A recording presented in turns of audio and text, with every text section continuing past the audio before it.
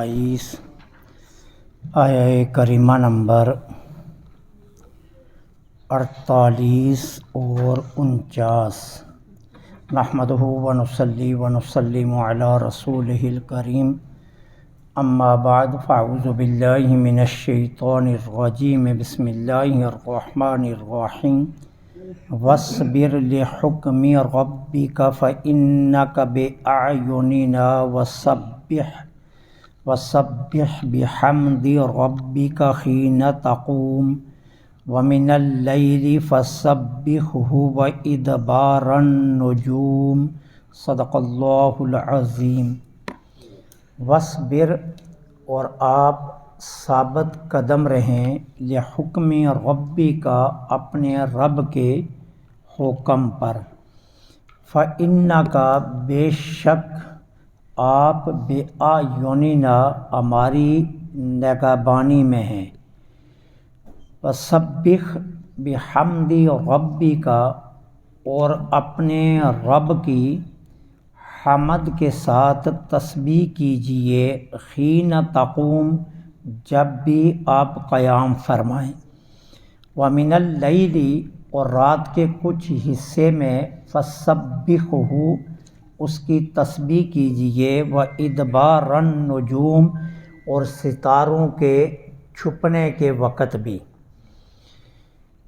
اللہ جل سبحانہ وتعالی اس سورہ پاک کے اختتام پر اپنے محبوب کریم علیہ الصلاۃ والتسلیم کو ایک حکم ارشاد فرما رہے ہیں، اور وہ حکم کیا ہے کہ منصب نبوت کے لحاظ سے توحید کے جس پیغام پر آپ کو مامور کیا گیا ہے، اور جس احکام دین کی تبلیغ کا جو فریضہ آپ کے ذمہ لگایا گیا ہے، آپ اسے بخوبی نبھائیے۔ لوگوں کی باتوں کی پرواہ مت کیجیے، لوگوں کی باتوں کی طرف دھیان مت دیجیے، اپنے منصب نبوت کے مطابق اسلام کے احکام اور توحید کے احکامات کی آپ مسلسل تبلیغ کیجیے۔ رہی بات کون کتنا منصوبہ بناتا ہے، فإنک بأعیننا، آپ ہماری نگہبانی میں ہیں، آپ کا رب ہر لمحے آپ ہی کو دیکھ رہا ہے۔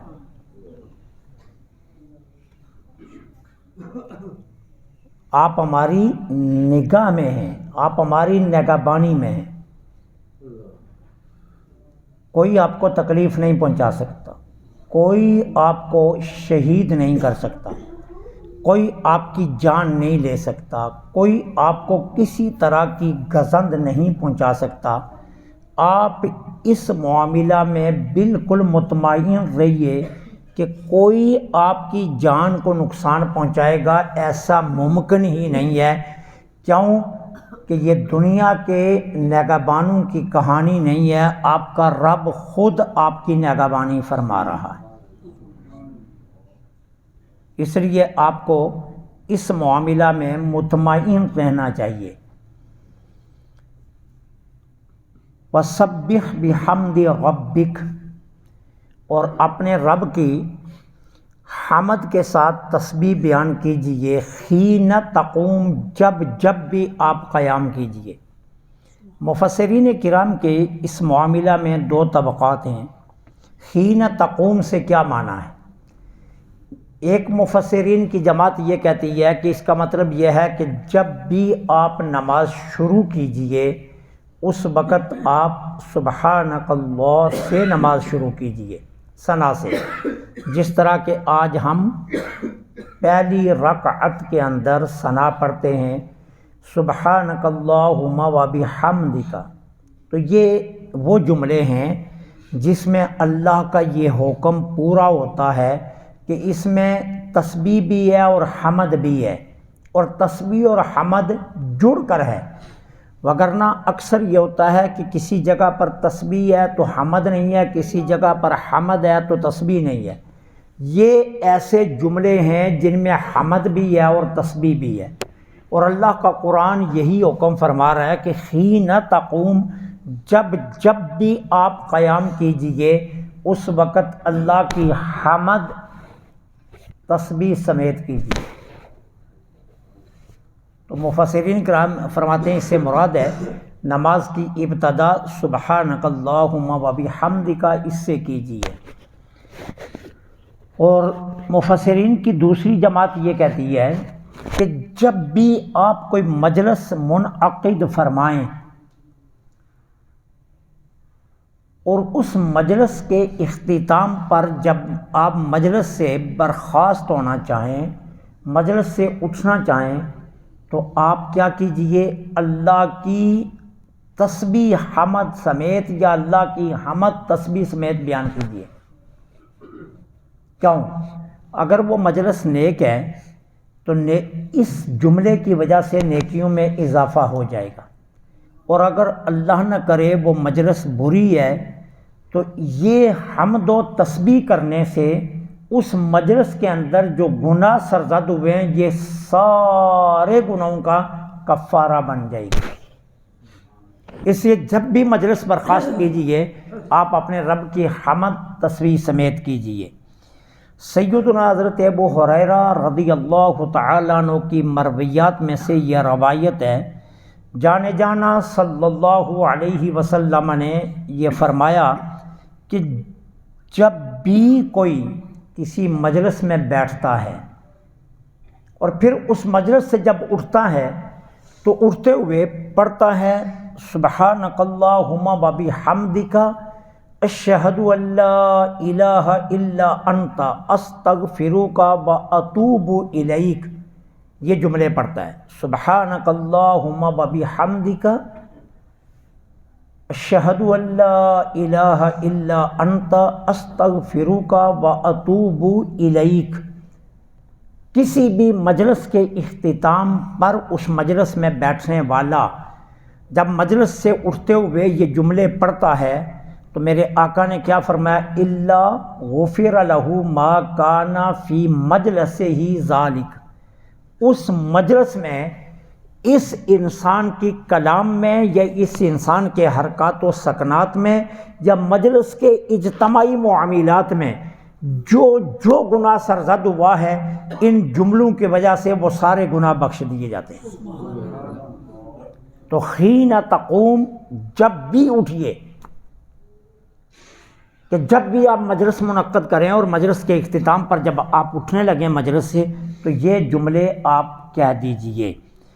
اسی طرح ایک اور روایت ہے، جانے جانا صلی اللہ علیہ وسلم نے فرمایا کہ جب کوئی انسان کسی مجلس میں بیٹھتا ہے اور پھر اس مجلس میں شور و شغف ہوتا ہے، لوگ اونچی باتیں کرتے ہیں، آوازیں کستے ہیں، لوگ شور ڈالتے ہیں، تمسخر اڑتا ہے، لوگوں کے کہکے بلند ہوتے ہیں، تو یہ ساری مجلس جو ہے یہ کیا ہے؟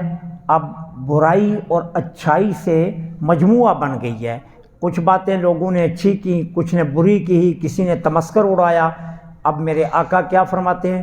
اب اس مجلس کے برخاست ہونے سے پہلے اگر صاحبان مجلس جو مجلس کے شریک لوگ ہیں وہ اگر اللہ کی حمد و تسبیح بیان کر دیں تو اللہ تعالیٰ ان سارے گناہوں کا اس تسبیح کو کفارہ بنا دیتا ہے۔ تو حین تقوم کا یہ معنی ہے کہ جب بھی آپ مجلس سے برخاست ہوں اس وقت اپنے رب کی تسبیح حمد سمیت بیان کیجیے۔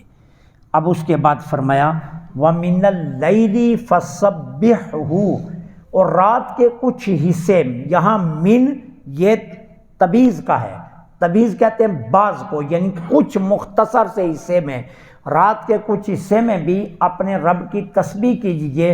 اور وہ حصہ کیا ہے؟ ادبار النجوم، جب ستارے چھپ رہے ہوتے ہیں اس لمحے بھی اپنے رب کی تسبیح کیجیے۔ اب وہ ستارے چھپنے کے وقت اللہ کی تسبیح بیان کرنا مختصر کے وقت کے لیے اس سے مراد کیا ہے؟ سیدنا علی المرتضی، حضرت ابن عمر، ابن عباس، حضرت انس، اس سے مراد کیا لیتے ہیں؟ فجر کی 2 سنتیں، اس سے مراد یہ ہے۔ فجر کی 2 سنتیں بڑی اہم ہیں، حضور کو یہ بہت پسند ہیں، اور جب 5 وقت کی نماز فرض نہیں ہوئی تھی اس سے پہلے فجر کی یہ 2 سنتیں واجب تھیں، اسی لیے کسی سنت کی قضا نہیں ہے، فجر کی 2 سنتوں کی قضا ہے، کیونکہ یہ پہلے واجب تھی۔ جب پھر 5 وقتی نماز فرض ہو گئی تو اسے سنت کا درجہ دے دیا گیا، ورنہ یہ پہلے واجب تھی یہ 2 رکعتیں، فجر کی 2 سنتیں جن کو کہا جاتا ہے۔ اور یہ کتنی اہم ہیں، ام المومنین میری اور آپ کی سچی اماں سیدہ طیبہ طاہرہ صدیقہ بنت صدیق رضی اللہ تعالی عنہ و عنہا کیا فرماتی ہیں؟ آقا کریم علیہ الصلوۃ والسلام نے فرمایا فجر کی 2 سنتیں دنیا و ما فیہا سے بھی زیادہ قیمتی ہیں۔ جو کچھ دنیا میں ہے، یہ ساری دنیا کی دولت اکٹھی کر لی جائے، یہ ساری دنیا کا سونا اور چاندی اکٹھی کر لی جائے، پتل اکٹھا کر دیا جائے، اور جو ان کی قیمت ڈالی جائے، ان کی قیمت سے بھی زیادہ فجر کی 2 سنتوں کی قیمت ہے۔ دنیا وما فیہا سے بھی یہ زیادہ ہیں فجر کی 2 سنتیں۔ اس لیے اللہ تعالیٰ فرماتا ہے وَمِنَ اللَّيْلِ فَسَبِّحُوا، رات کے کچھ حصے میں اپنے رب کی تسبیح کیجئے، اور وہ حصہ کیا ہے؟ ادبار النجوم، جب ستارے چھپ رہے ہوتے ہیں۔ تو اس سے مراد فجر کی 2 سنتیں ہیں۔ فجر کی 2 سنتوں کی اتنی زیادہ اہمیت ہے، یہ 2 رکعتیں اتنی زیادہ محبوب ہیں سرکار دو عالم کو، اور اللہ کو اتنی پسند ہیں کہ رب نے ان کی 2 رکعتوں کی قیمت دنیا و ما فیہا سے بھی زیادہ رکھی۔ تو اس لیے کہا گیا کہ آپ اختتام سورت پر یہ حکم دیا گیا کہ آپ رات کے کچھ حصے میں اپنے رب کی تسبیح کیجئے، اور وہ حصہ وہ ہے کہ جب ستارے چھپ رہے ہوتے ہیں، اور وہ فجر کی 2 سنتیں ہیں جو بڑی اہم ہیں۔ اسی لیے حکم ہے کہ فجر کی جماعت اگر کھڑی ہے اور آپ باہر سے آتے ہیں اور آپ یہ سمجھتے ہیں کہ میں سنتیں پڑھ کر شامل ہو جاؤں گا، تو باقی کسی نماز کے لیے یہ حکم نہیں ہے۔ آپ زور کے وقت آئے، جماعت کھڑی ہے، حکم یہ ہے کہ آپ جماعت میں شریک ہو جائیے، سنتیں بعد میں پڑھ لیجئے۔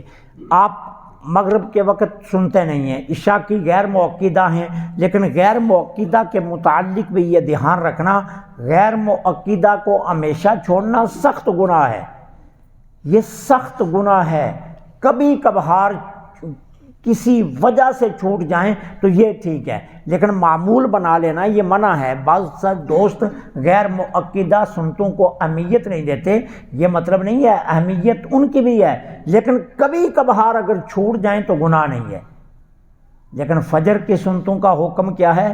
آپ آئے ہیں، جماعت کھڑی ہے، پھر بھی آپ پہلے سنتیں ادا کیجئے، اور اگر آپ سمجھتے ہیں کہ میں سنتیں پڑھنے لگا اور امام صاحب سلام پھیر دیں گے تو اب آپ نماز میں شریک ہو جائیے، لیکن ابھی جان چھوٹی نہیں ہے۔ سورج کے طلوع ہوتے ہی جب سوا نیزہ بلند ہو جائے، جس کو تقریباً 20 منٹ لگتے ہیں، سورج کے طلوع کے 20 منٹ کے بعد اب فجر کی سنتیں آپ کو پڑھنی ہوں گی، کیونکہ یہ اتنی اہم ہیں کہ ان کا رہ جانا گویا دنیا فما فیہا کی دولت کو گم کرنا ہے۔ تو اس لیے یہ اللہ تعالیٰ نے اسپیشل حکم دیا کہ آپ رات کے تھوڑے سے حصے میں اپنے رب کی تسبیح کیجئے، اور وہ تسبیح کیا ہے؟ وہ 2 رکعتیں فجر کی پڑھیے۔ وہ کب؟ جب ستارے چھپ رہے ہوں۔ اللہ سے دعا ہے اللہ حق کے